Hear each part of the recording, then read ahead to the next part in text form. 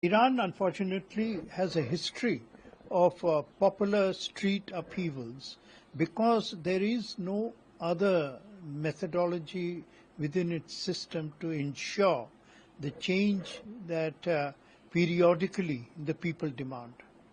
There is no democracy.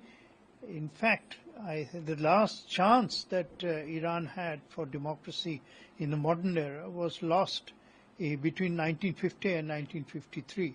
In 1950, it saw, I think, perhaps the only popular leader, popular in the democratic sense of the term, which was Mohammad Mossadegh. And Mohammad Mossadegh, who became Prime Minister in 1950, through the Majlis, did something which the people wanted, which was the nationalization over oil. Behind the whole history of Iran lies the tragedy of the discovery of oil wealth. And that is what the Western world has been eyeing, getting, and trying to command for more than a century. In 1950, Mossadegh nationalized the company which was exploiting Iranian oil, the Anglo-Iranian Oil Company. And I'll give you one statistic to describe or to encapsulate this exploitation. In 1947, 1950, the Iranians got about 7 million pounds in royalty, but the Anglo-American company paid more than twice that, or nearly 3 times that, merely in taxes to the British government. Forget the profits that it made. When Mossadegh nationalized this company, it was unacceptable to the Anglo-American alliance. And in 1953, the CIA led a coup. This was confirmed officially and accepted by the CIA as late, about 6 years later in 2013.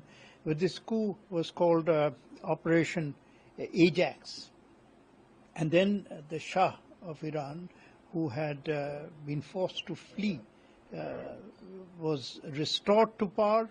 And that is the Shah of Iran's son now, who is now again being propped up by the Western powers. However, this time around, there is anger against the theocracy, which seized power in 1971, again through a popular demonstration, a very famous Iranian revolution of 1979, in which the bazaar, the traders, joined hands with the priests, the mullahs.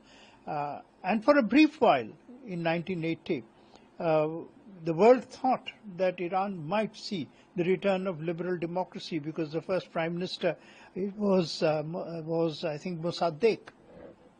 But the clerics led by the charismatic Ayatollah Khomeini created immediately a theocracy, and since then the theocracy has ruled. Today, the problem with any election in Iran, everyone knows that there are elections in Iran, but these elections mean only a change of the executive. They do not involve the change of the people who hold true power, which at the moment is the Vilayat al-Faqih, which is the supreme leader.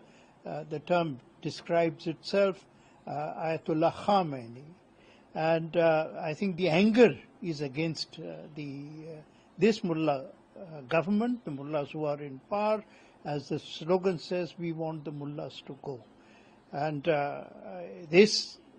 how far it will go, I think the American intervention in what is an Iranian process might turn out to be counterproductive. We do not know as yet.